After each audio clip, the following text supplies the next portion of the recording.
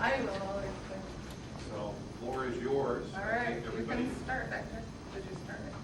All right, I'm Shelley White, and I am here for a couple of reasons tonight. First of all, I am a graduate student at Abilene Christian University. It's an online college in Texas. And I am in a training class right now, and we have to do some training for someone. So it has to be 40 to 50 minutes of training, and we had to come up with these beautiful training manuals and a PowerPoint and all that. The second reason I'm here is because I work for Sarah and Kelly Law Offices, and your only advertising you got was those awesome pens there. But I worked there for almost 12 years, and Amanda, who's not here yet from the class, came to work for us. And what I've realized since I've been there in 12 years is that most people that come to work for our personal injury law firm really do not know what we do at a personal injury law firm. I think everyone thinks of the ambulance chaser, which I have a picture in a couple of slides there, the good old ambulance chaser, and then they think you go right to court and you got your clients in the cervical collar with the crutches saying I'm in terrible shape. But actually, the majority of cases don't ever go to litigation even. They don't even get filed, they get settled. So first I came in thinking, okay, I'm going to teach these paralegal students a little bit about personal injury. And then I found out you're not all paralegal students from your little surveys I had you fill out. But then I got to thinking, also, a lot of the general public and clients that come into us really don't know what we do, and they don't know how we can help them and get them going. So, and then one of the guys at work yesterday said to me, please, Shelley, ask them if they know what kind of insurance they have and what kind of coverage they have, because we have a lot of clients that come in, don't even know what kind of coverage they have, don't know if their medical bills are going to get paid before the settlement with the other company and all that. So go to your little Let's Break the Ice page. Let's see, I don't have my page numbers. Page 5. We're just going to do a little icebreaker, go around the room and ask a few questions so I can get to know you a little bit better.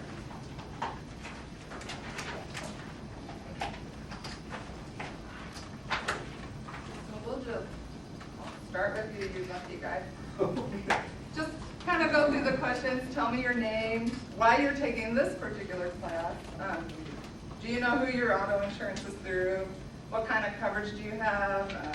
Do you know what kind of limits you have? Just kind of some questions like that. Okay, I'm Troy, and I work at Fidelity. It's a tribal insurance company, and I want to get my paralegal degree to get a better job and all that.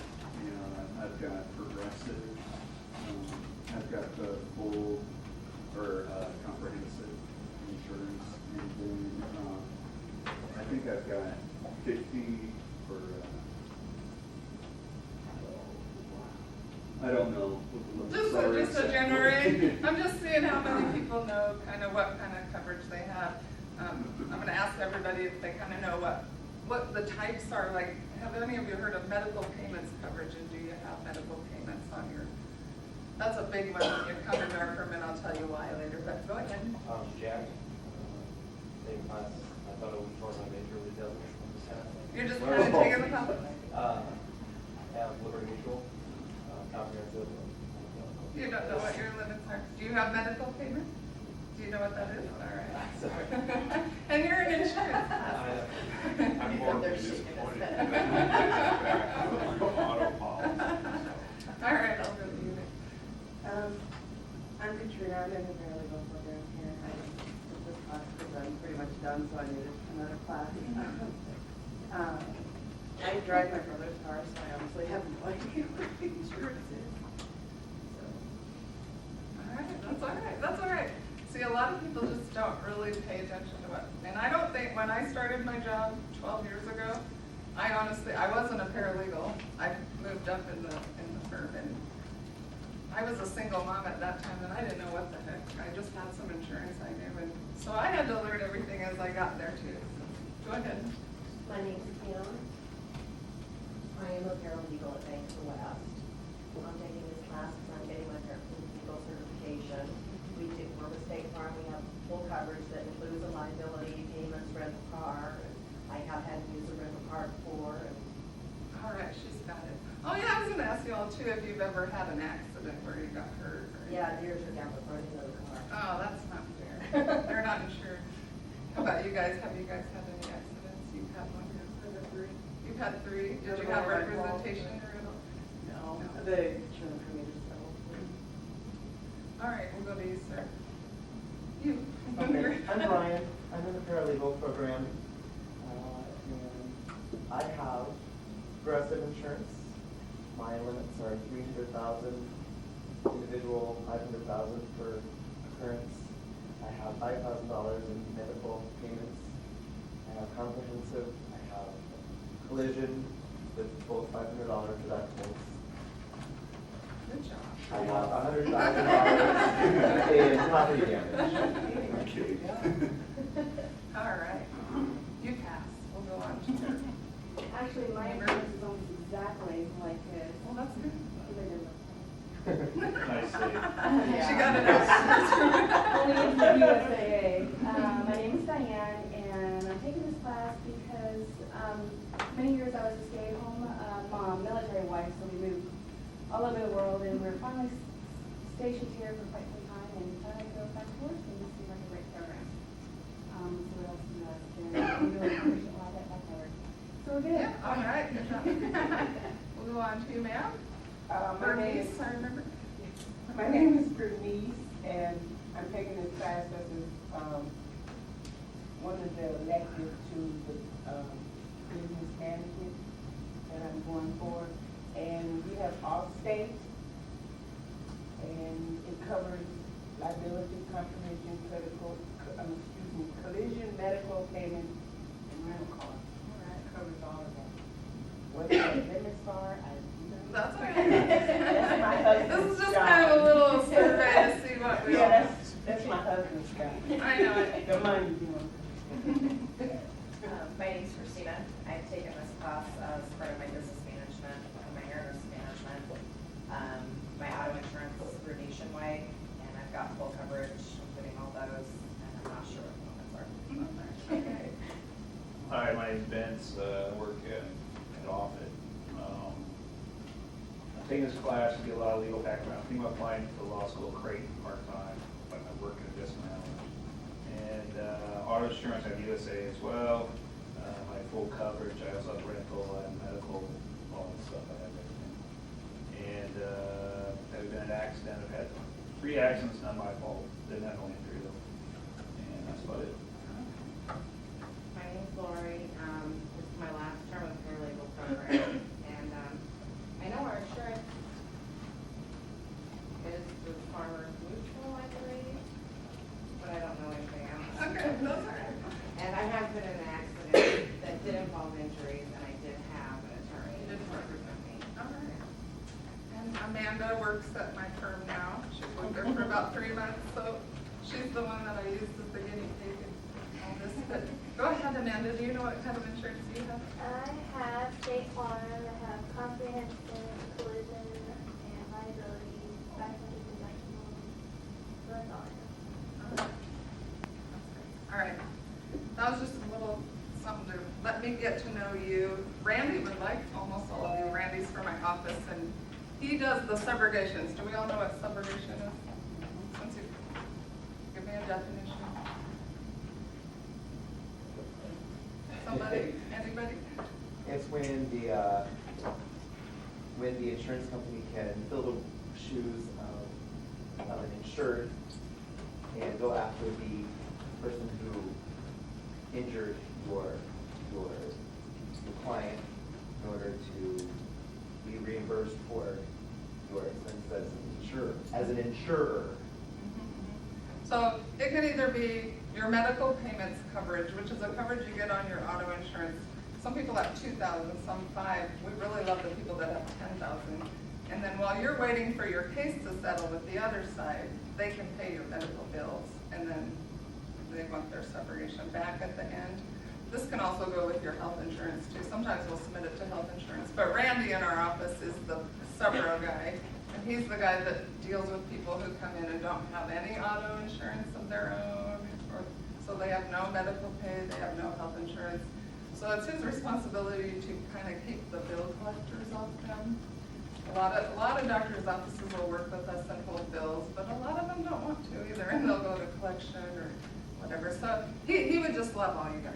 So, all right, let's go on next. I went with your surveys that I did, that you filled out for me a couple weeks ago. Those kind of just told me that a lot of you didn't know a whole lot about the personal injury arena. The first one was, what is the first thing that comes to mind when you think of the area of personal injury law? 2 people said ambulance chasers. I liked it. I liked the first one, law that allows compensation for a person who has suffered loss due to an injury. I don't know which one of you did that one. It came out of this one. One person put losing a finger, leg, or arm. I thought that one was a little humorous. But anyhow, oftentimes we think of a personal injury as an auto accident, but it can be stuff like dog bites.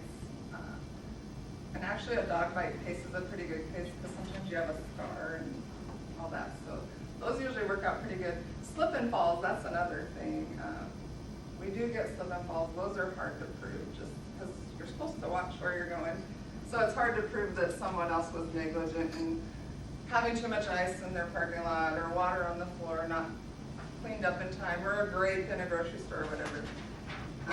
But anyhow, earlier I said to you, most claims don't get to litigation. I would say in our firm, it's a really small percentage. I don't know what it would be for sure, but I would say 5% actually ever get filed.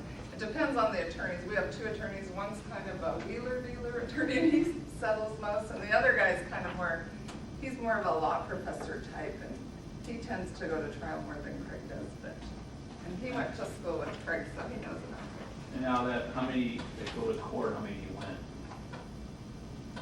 You know, since I've been there in 12 years, we have not had very many trials at all. I would say 10. I mean, that would be a reasonable number. Now this year we have a whole bunch coming up. And he has John has lost, and Craig's never been to a trial since I've been there. Not once. He was almost to one time, and in the elevator he settled the case before he had to go. But John will go, and I think he's lost 1 or 2 since I've been there. So it's always a risk in Nebraska, though, because people are pretty against big settlements, pretty conservative. All right, the next one was, when do you believe it is beneficial for someone in an injury accident to seek help? Now, I liked the one that said always. Somebody wrote always, and 2 people wrote right away, and that's right, because a lot of times the longer you wait, the harder it gets, especially if you haven't been treating medically in that time, and then all of a sudden you come in and say, I'm hurting. All right. And then, what do you believe are the first 2 steps in the personal injury legal claims process? This is one thing I wanted to talk about because, like I said, most people picture that you have another attorney on the other side right away and you go to court, and like I said, we hardly ever go to court. So usually the first couple things is we want to make sure the person's getting medical treatment that they need. So we'll kind of help them along with that, make sure they keep going consistently, kind of watch to make sure they don't get too many bills, like say they're going to a chiropractor or even physical therapy. We don't want them to get overboard because some of the chiropractors out there will take it to we had one recently that was $14,000. I've never seen one that high. But so you don't want them to treat too much, but you want them to treat for their injuries and get the help they need. And then they get released, and then we go into what I'm going to talk about here is a demand packet, and that's kind of my specialty at our firm. And that's my next question. Do you know what a demand packet is? You had some good answers. Demand letter, demands of the plaintiff, that was the closest. Demand for information about the lawsuit. Actually, the demand packet is the negotiation tool. Once someone's done treating, we get all their medical records, we get a narrative report from their doctor, or maybe 2 doctors. We get all their medical bills, and we get wage loss or income loss. And we put it in a packet, and I do a letter that we're going to see here later that puts it all together, and it's the negotiation tool the attorney uses with the claims adjuster. All right. And then evaluation later, so I asked you guys if you thought they were useful, and they are very useful in our office. A lot of times we'll have office meetings and we'll evaluate a case that we've been working on. And it helps the attorney kind of get a range for what people think it might be. Imagining that we're like a group of their peers in a courtroom, or at a mediation or something. And I will say that we get a little cynical over the years, so we in the office might say, oh, they're dumb. That's only worth $5,000, but we get a little cynical. So it's helpful when someone like Amanda comes in and we have fresh blood and fresh ideas. So do you go through that process before you send the demand packet? Or after? Well, that's a good question, because we were going to do that. We had a retreat and everything, and we were gonna kind of come to meetings and do that before we send out. But now it tends to be after the attorney gets an offer, he'll bring it in. And that's because a lot of times, besides giving the attorney a good range, it also gives the clients, they kind of call it a come to Jesus with the client. They say, here, you know, if you have a client that thinks their case is worth $1 million and you show them that 10 people in the office said 200,000 or 50,000 or whatever, it kind of helps, especially if we're all kind of in a close range. We do have one gal, our receptionist in our office, sometimes if she's real indignant about somebody's injury, she'll go, it's 2 million or 20 million. She's usually the high one. And then the guy that's the suburb guy, Randy, I told you about, he's usually really low. So. All right, let's go on to page 10. About how the personal injury team can help. Because I know a lot of you, you know, you all have said, one person had used an attorney in the past. And most of us, you know, we're pretty intelligent. We say, well, we can handle this by ourselves. We don't really need an attorney, and they're just going to try to take a fee from us. They're just sharks, you know, and all that. But actually, I have learned since being at this firm that it is very helpful. And one of the biggest reasons is what I talked about before with the medical bills. Because if you don't have sufficient insurance to pay your bills, or you don't have the means yourself, a lot of times you have to have those bills held. And we specialize in getting the medical offices to at least work with us. And a lot of people come in and they'll think, well, they're going to pay my bills for me right away. They're going to get the other side to pay them, or we're going to pay them, but we can't do that. So it is really helpful to come in and have us work with you, because a lot of times if you call the medical bill office yourself and say, I'm working on a case, I'll pay you when I get some money, they're going to say, go pound sand. But usually where we're working with people, and maybe they're used to us working with them a lot, they're going to help us out a little bit. Do you have a physician or somebody that you send your clients to? We do have some we like. You have to be real careful with that, but we have some around town. We like Midwest Neurosurgery, if you're going to have to go to. There's a doctor named Dr. Doran there. We have some chiropractors that'll work with us. They'll send us people, we'll send them patients a little bit.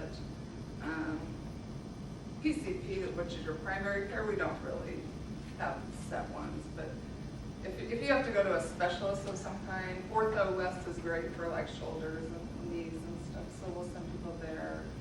GIKK, there's some good ones out there. And then we also kind of know the ones to steer people away from that are going to kind of go along with the insurance company a little bit.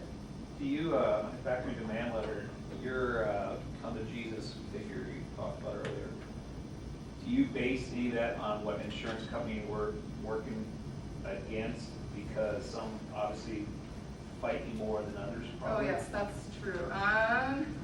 We have the ones that we don't care for much, and we always know we're going to have a little bit more of a fight on our hands. And Craig, lately, some of the ones where you get on the internet and you get your insurance, and a lot of people only have $25,000 limits and all that, they can be the toughest ones to deal with. So lately, Craig will say, file it. So that is a case where we do put it in litigation, but a lot of times it doesn't go that far. Sometimes all it takes is filing it to convince them. They are getting a little tougher, though, I notice these days with the economy and all that. What does that determine if you take the case or not, too? No, we wish it, the staff wishes. That would be our wish list. Don't let them go to that doctor's office and don't let them go to Oh, that. if I come in, I got X insurance company, you guys don't like dealing with that insurance company. Oh, we'll still take you. Well, if you're breathing, Craig will take you.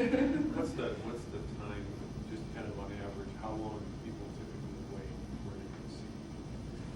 Oh, some people will call us the same day if they're kind of familiar with doing that. Other people might wait, 6 months or so. And maybe they've been treating along the way, maybe they haven't. It's tougher if they haven't been treating real. Because if you don't go to the doctor right away, the insurance company right away will say, well, you must not have been that hurt, you didn't go to the doctor right away. And that's another thing that we can help you with, and we're gonna do a little activity on that pretty soon. Things in your medical records that aren't always the most positive for your case, we can kind of help get around it a little bit, I should say, or explain it. Like we might say that if you didn't go to the doctor for the first 3 weeks, a lot of people are some guys just don't go to the doctors. If you don't have health insurance. If you don't have health insurance, that's a good one we use.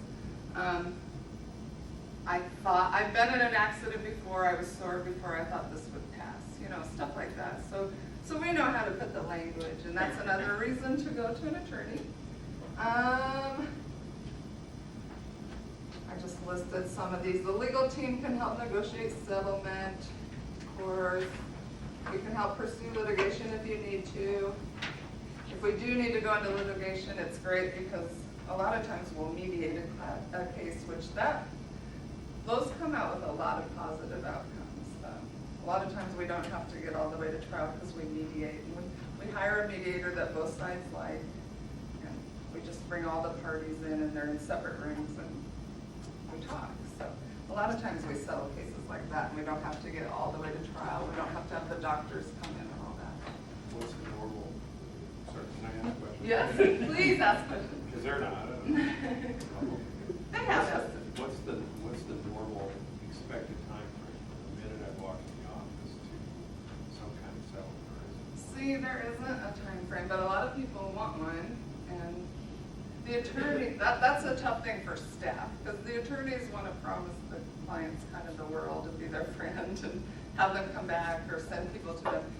So, someone like Craig, who's kind of a fast talker, he'll say, we'll get you in here, we'll get you treated, we'll get you done with your treatment, and Shelley will start your demand, she'll get a narrative request right out, and Amanda will help her, and we'll have it tied up in a few months, and then the people are just crazy. But I came up with a solution at our office for that. Now when people are released from medical care, I insist that I talk to them.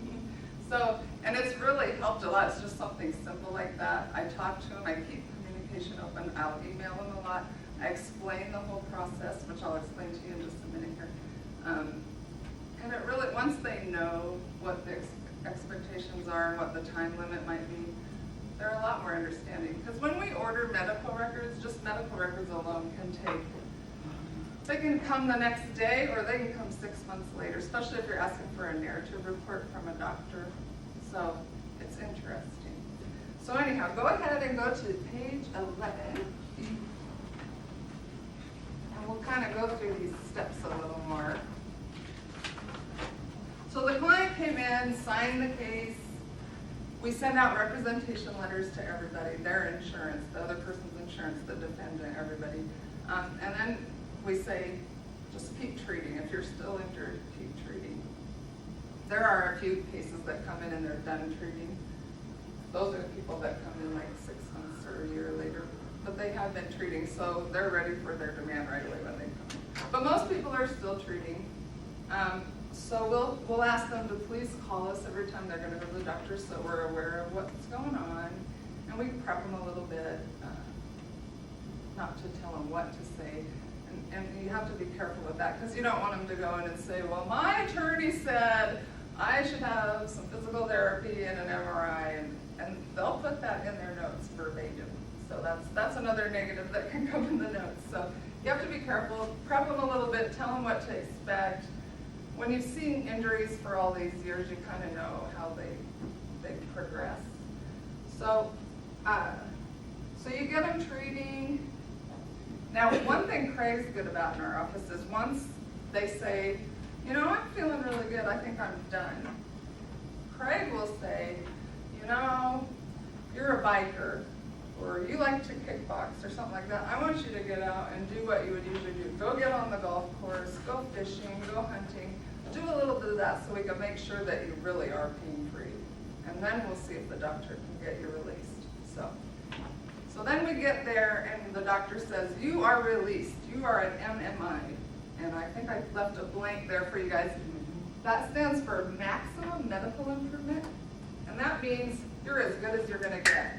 Either you're completely resolved and you don't have pain, or maybe you still have some pain and you're not gonna ever go without that pain.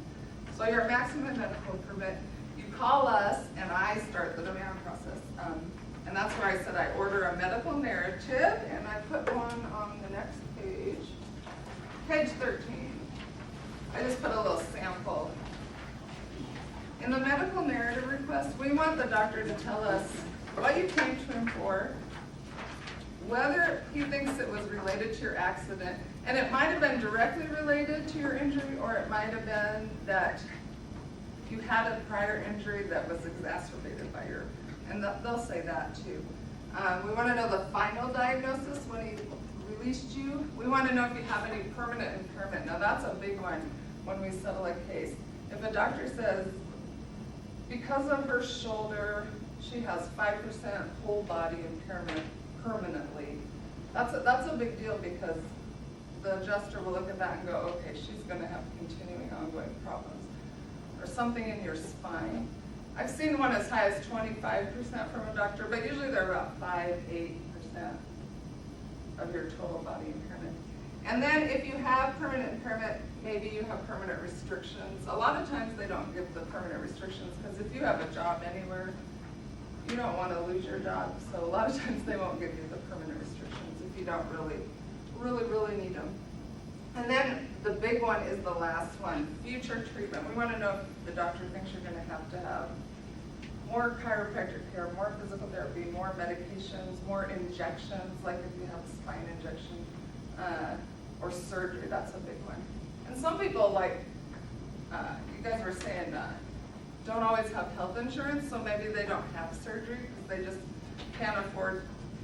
Sometimes they won't do surgery if you don't have health insurance and you don't have the money up front.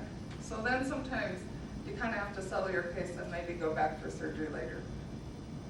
So we'll put a little value on that. All right, so go back to page 11.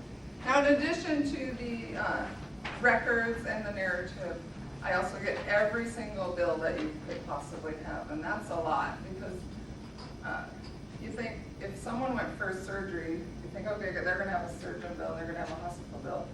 They're also going to have a ton of other bills that we might not think about, and that's another way the attorney's office can help you, because you might not know of all the bills you had or forget about them. There's radiology readings, there's lab, there's cardiologist, because if you have surgery, they'll do an EKG usually. There's a whole host of little bills that we have to get to make sure we don't miss anything. And then we also get your wage loss, if you have wage loss. Or if you're self-employed, we'll kind of have you give your tax returns or something to try to prove. Wage loss can be hard to prove, and it can be hard to get wage loss from employers. They kind of see attorney and they don't want to get involved. They think we're going to depose them or something. It's kind of tough, but we get it. All right. Now, once everything's received, then it's my job to kind of think outside the box, think creatively. We have a form letter we use for our demands all the time, but you got to put different things in, and you got to read those medical records objectively, like I said. So it can be tough. You got to do a little critical thinking. So we are going to do that right now. I want you to divide into like 3 groups. 3 people in each group or something like that. On page 24, you have instructions for this.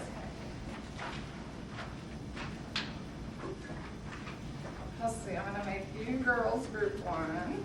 You're going to read this one. Maybe group 2.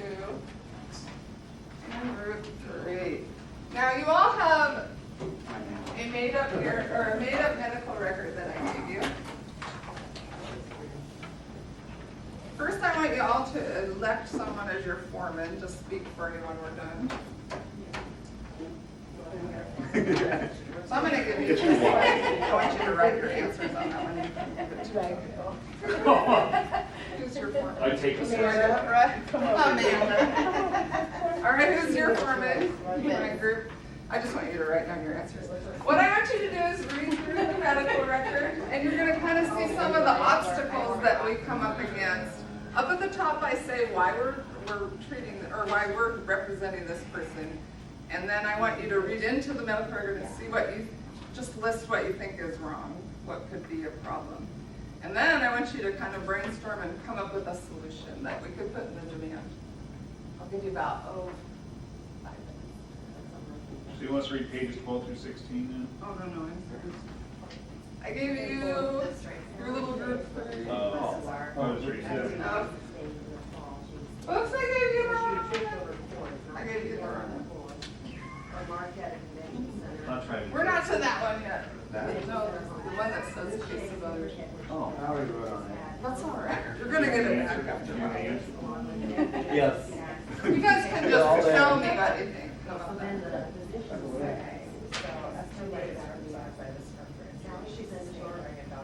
And I haven't even moved my.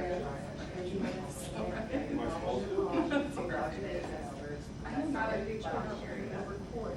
It's kind of just.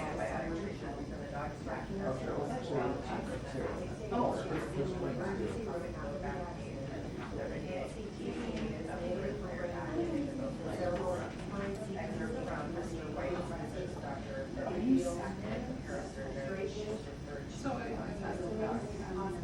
3 months after? Esther Way presented to this office on the referral for primary care providers. Esther also doesn't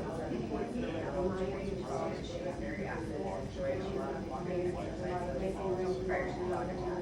Esther reported that since the dog attack, she attacked her, bit her, and caused her to fall to the floor to strike her back. She had been experiencing severe low back pain, Recently. every of her back and around her. She started this but I was also. Going to work every day. I got to get your done. I grew up with my dad.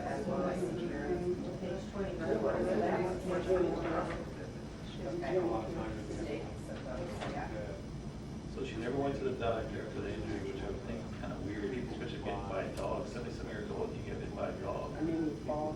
Didn't you fall? You didn't see a doctor for 3 months? But But it she said says, for her back. yeah, her primary care doctor. Yeah, but she didn't go to the doctor at all, though, did she? After the accident? Well, it doesn't really say, but I presume so because What happens when you assume, right? this is real life stuff. Yesterday, Christian let his friend reduce the injured and thought it was that.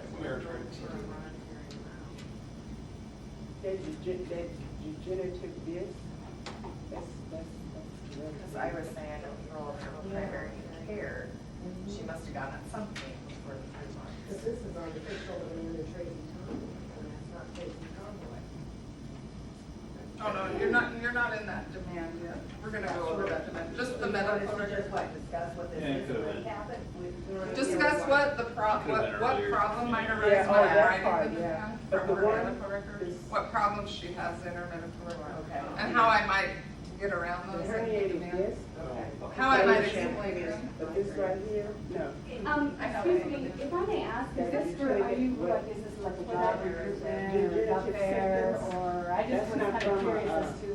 Oh, no, That's actually, not from you didn't Bali. hear me at the beginning. I'm a graduate student for Abilene Christian University, and we're in a training class right now, so I had to train someone.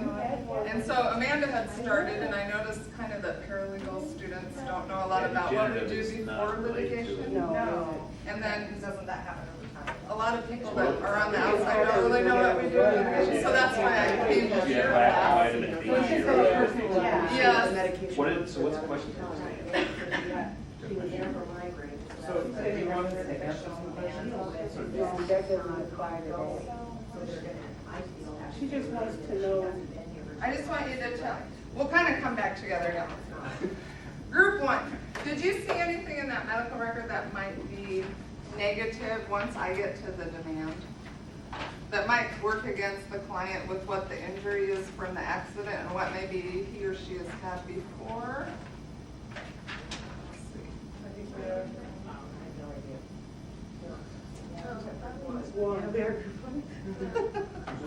Group one is Sally Shay. That's a, Oh, okay, I'm sorry, I was looking at You got it. people. All right, Sally Shay fell, hit her head, hurt her neck, and had post-concussive headaches. So, did you see anything that might be wrong? And Amanda, if you don't get this one right, I'll have to be right. She had, I want to say it's degenerative, she had already degenerative. yeah. Yes, that's right.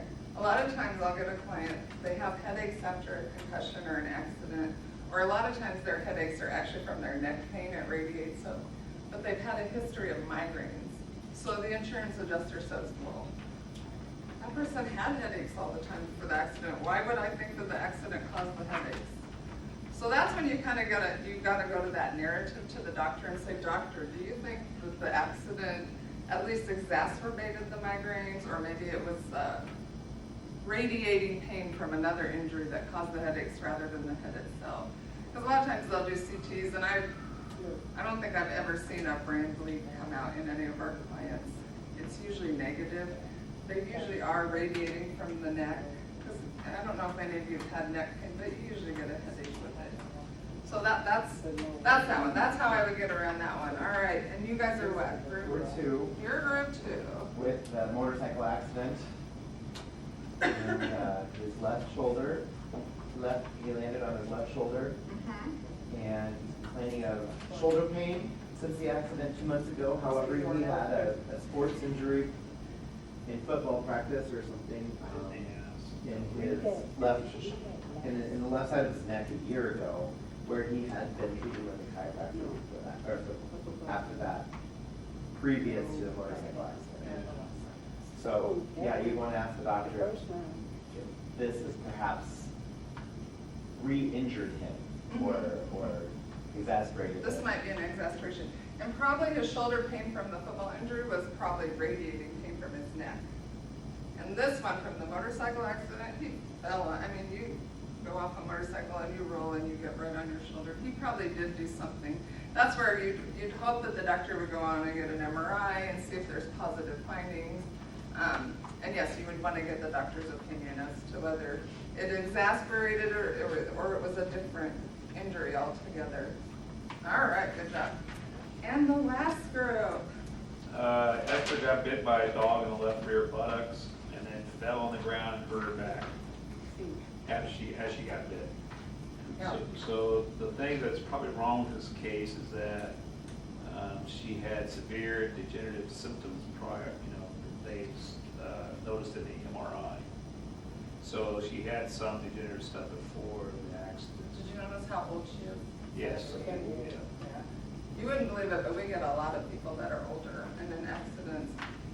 And a lot of times, these people truly were super active before the accident, and then the accident brings them down. I had a guy last summer that was in a motorcycle accident. He really got hurt. And we settled his case for like $300,000 in December, I think. So despite his age, we were able to get around it. Now, a lot of times when they show degenerative changes on an MRI, that doesn't necessarily mean they had pain. Right, she said she didn't have pain, so she didn't have pain. She had some pain, but minimal. And now, after the fall, when the dog knocked her over, it radiates into her legs. So she's got radiating pain now, so there might be some spinal involvement. So a lot of times the doctors for us will say, the medical records she had before do not show that she ever had severe pain before, or the patient says she did not have pain before the accident. She did this, this, and this. Like Esther liked to walk and all that. I've had clients that were in their 80s and they were very active before. And so just because most of us have degenerative changes if you're of any age at all, like I'm in my 40s, so I know there's probably degenerative changes on mine. It doesn't mean you had symptoms. So that's where you get the doctor to help you or not help you. to explain that a little bit. So that doesn't make or break the case either, so good job, all right. That shows you just a little, I mean, I can have huge obstacles, like some people will come in and the doctor will say, I think one of yours said, this patient is well known to me. When I see those words, I'm like, oh no. I can give you an actual thing that happened to me this morning. Yeah. They all know that I came in last week just barely walking in. I have back problems anyway, and I had put my back out last week ago Sunday, just getting up wrong. Well, it was slick this morning. I just got into our parking lot. I came early. Facilities manager was there. They were just then putting the ice down, but the pair I got off on wasn't. I got out, slid, and went under the car. Oh no. Wow. They had me fill out an accident report right away. And And this was at work? At work. So that's work comp right there, because you're on the premises. I was on the premises. But if you were just slipped out of, And it is out of on my business. left side where I was having the pains from last week Oh, wow. and hit the right wrist. Awesome. See, and I'll sometimes have someone that was in an accident and they're having pain, and then 3 months later, they'll slip on the ice. And then they'll go to the doctor and say, I slipped on the ice. No. And that's when we hope they'll call and we'll just kind of, oh. No, they had me fill out an accident report immediately as soon as the doctor's office opened. They said, you're calling your doctor. So you're good with the work comp. Now, if you just slipped and fell out of business, that would be a little harder to prove because they have so long to take care of the ice, to put salt on it or something. So that's I why. got to work early, so I couldn't even be, and they were. Yeah, they would have been all right, but you were at work, so that worked out. All right. Now, I was just gonna let's go to that demand you guys were all starting to read.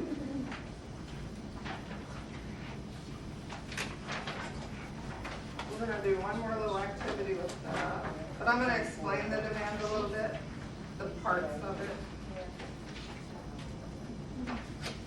I made up this fictional demand kind of using one of our old clients named her Tracy Tomboy. All right, so when I actually do the demand letter and I'm using everything I've got for resources, all the reports, you start the demand letter with an introduction that just basically says, here's everything we have. Our client suffered injury because of the negligence of yours. So we're establishing liability right away, kind of in that introduction.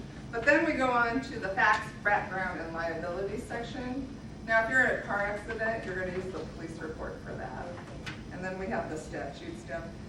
If you are in a slip and fall, it gets a little harder. You just kind of have to explain it. You have to look up the statutes that apply. Same thing with a dog bite or such like that. But that part's pretty easy. Now, once in a while, we have cases where the insurance company wants to say, well, you contributed. For instance, we had a guy that was in a really bad motorcycle accident, but he was on one of the crotch rockets, and people in Nebraska don't look kindly at those. And he was speeding those crotch rocket motorcycles. They're the ones that go by you in the traffic. So he was going over the speed limit. He was going fast. So that could have been a real downfall for his pace, but the gal that hit him was drunk. So they wound up not putting as much on him as they could have if she wouldn't have been drunk. So anyhow, okay, so then we go on to that medical treatment, and that is where I go through all the records that you have. And I go on a timeline in time order, every visit almost that you have, usually in most cases. And I have to sift through those records and really think critically. I gotta think outside the box like we kind of just did and say, I have to put what's true, what's real, but I have to arrange the wording, I guess, so that it represents our client. And it explains things. That's how I should put that. All right, so you see she kind of has a longer one, and pretty soon I'm going to let you read it real quick. And then after the medical summary, we get to a medical bills listing, and that's where I said it's really important that I have every bill. Even prescriptions are good to have. And then I go on to other special damages, and I'll put the mileage that they've put in, going to the doctor and stuff, any lost wages. And then the general damages section, that's kind of the part where the client gets to complain a little bit, tell us how it affected their lives. Now, in our office, John and Sarah, one attorney, he hates this part, he won't do it.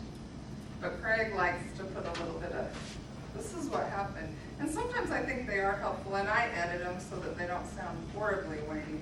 But it just tells us kind of what their pain ratings were at different times. We go through about 4 to 6 weeks after the accident, during treatment, and now. That's the 3 phases. And I'll say, well, how many days a week does it hurt still now? And what do you think the pain rating is? And they might say, I still have 2 out of 10 pain, maybe 3 days a week. And if I do really exertional things like go hunting or water sports or something like that, my pain might rise up to 6 or 7 out of 10 for a day or 2, and this is what I do. So it kind of is a good explanation, I think, at the end. And then, once we have that done, I have the client come in, meet with the attorney, and the attorney makes his recommendation on what we demand. And the demand amount we demand is giving cushion, because we understand it's going to be higher than we settled for. All right, so we are going to put this together. This has gone really fast. I want you to stay in your groups again and read through this real fast. And I just want you to act like you're a jury of Tracy's peers.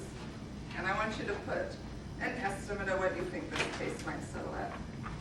We'll do about 5 minutes because we're about out of time. Can I ask one quick question? Yes? What's your guys' take on what's the law firm's take on the injury cases? Like 10% of the award, 50% of the award? Oh, generally it's a third of the settlement. Is that standard rate in Omaha, third? Now if they know you, it'll go down to like a 4. I was gonna say, if they know you, it'll be half.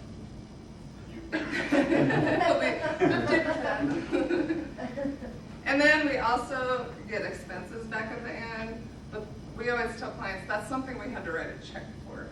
I mean, we don't charge you for postage or anything like that, or hours. But if I had to get a medical narrative report and the doctor charged me $700 for it, which some people will, then that comes out at the end. Out of the money they take. Those are the costs or the expenses. But generally, yeah, a third is the standard. I see a lot of fourths. And another thing where we're helpful is Randy, our subro guy. He often gets medical bills reduced, and he often gets the subrogation amounts reduced. In fact, he usually does. So, and they'll go along with that as long as we reduce too. And we usually end up reducing our fee a little bit. So it's all a negotiation kind of thing.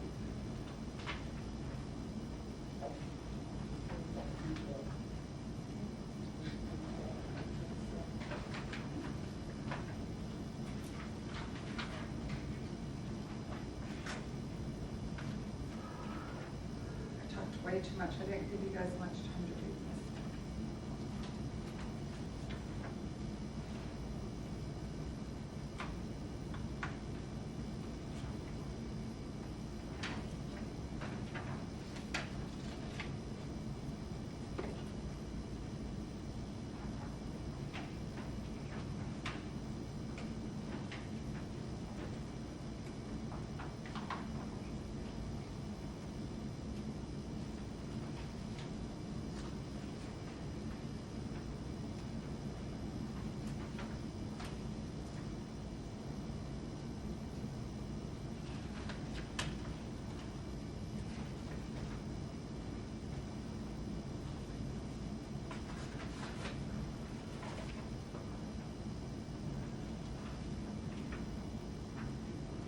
Since I'm almost out of time, I'm going to kind of explain her case a little bit, and then I'll just have you guys throw out some numbers you think maybe. Tracy was in a reasonable accident. This is a smaller demand, that's why I used it. This is actually smaller. You guys are like, really? But I've done a 40-page one before. She was reasonably hurt. Her worst thing was she had this cut on her head. And she got the staples out, and then it got infected, and she had to go back. And then she had a little bit of the pain symptoms that still are sticking with her. Now, Tracy works as a mechanic. So do you think that's going to have any bearing on the case. Yeah. Also, Tracy ended up with a scar that really bothers her, because she's a young girl, she's like 21, 22. And there's this bald spot, no matter how she's tried to fix her hair, she's got this little bald spot, and we took pictures of it. So do you think that's gonna affect the amount? So throw out some numbers of what you think maybe this case would settle at. Just 30,000. Yeah, I was gonna say, you have a pretty high demand, I don't think it's. I don't think it's high. That's why I said we do a little cushion there. Yeah. I don't think it's high. You don't think it's high No enough? one ever really does when it's you, but. I would say probably around 150 start. Yeah, 150. Because by the time you negotiate and everything else, you take your quarter or third, whatever you guys are gonna take, there's much left for her. He's thinking of But, it. but see, the other insurance company doesn't care about They don't that. care what No, I know, your but I'm fee just saying, is. from, if it was me, Yeah, trying to to make pay all the my demand. bills, Well, pay of all course, everybody yeah. else, That's But what do why- you think it's gonna settle at? I'd say probably around 75 or 80. No, no. Wanna know who's the closest? Brian. What did Brian A say? case just like this actually settled for 28.5. Yeah. That's a rip-off. That's a rip-off. And we, I think we demanded 85 or 90. The 28 in that case in medical too, She went to the hospital? She went to the hospital and got a staple in her head. so that's, there's She 28. actually went to the hospital twice and the urgent care. So She the wasn't 20 hospitalized. So if it's settled for 28.5, Yeah. and she had expenses of 8,198.05, and then other special damages, and by the time you take your third, she didn't have anything. But do you remember that I So told you I'm that's where we're handy too, is because our subrogation guy usually reduces those medical bills. Yeah, She got yeah, five yeah. hundred reduced. Yeah. A lot of times they'll reduce them by 25 to. I was gonna say, you're probably looking at 25% tops reduction. So the time you take 25% off that, pay your fee, old girl ain't walking out with too much money. But I bet But she she thought got- she was going to the whole time.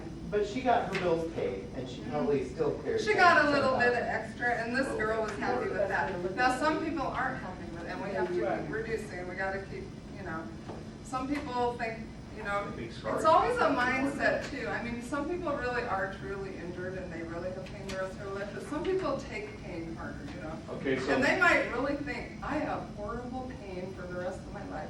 And it might not be any worse than yours or mine because we sit at a desk all day, but. Okay, so quick question, since you cited this case for a low settlement, what would be an example of a high settlement?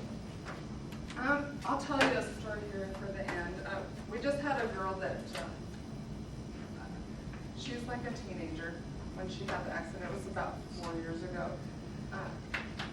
I actually started her demand like 3 years ago in the summer because her and her parents were adamant, I'm done. I'm done treating, I'm done. So I started it. Well, she kept having pain and she kept going back to the doctor. It came to be that she had a broken back and they had to do surgery.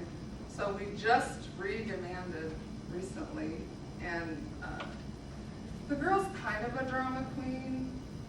So from the records, kind of some of us at the office who I said were cynical, we're kind of like, is she really in as much pain still as she says she is? So we're kind of saying, we think her case will settle for 300 or 200, right around there. I think we demanded 2 million maybe, and we just, or maybe it was probably 1 million or a little bit more.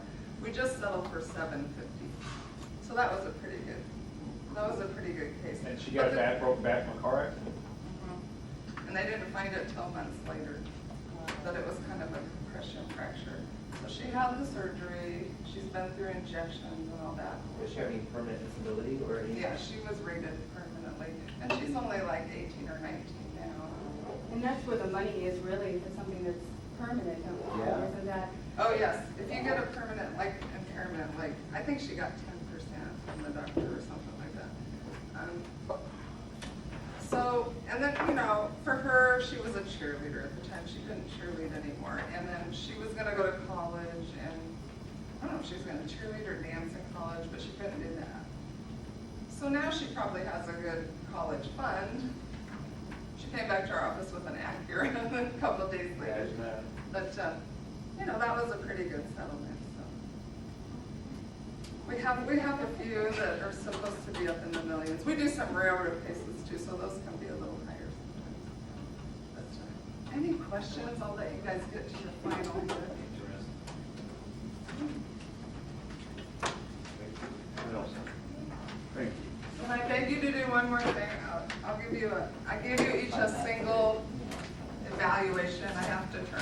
my school. And that was fast and furious. I thank you for all your attention. And I didn't get through everything I wanted to get through, but very good. Hopefully that'll tell you a little bit more about how a personal injury law office can help you.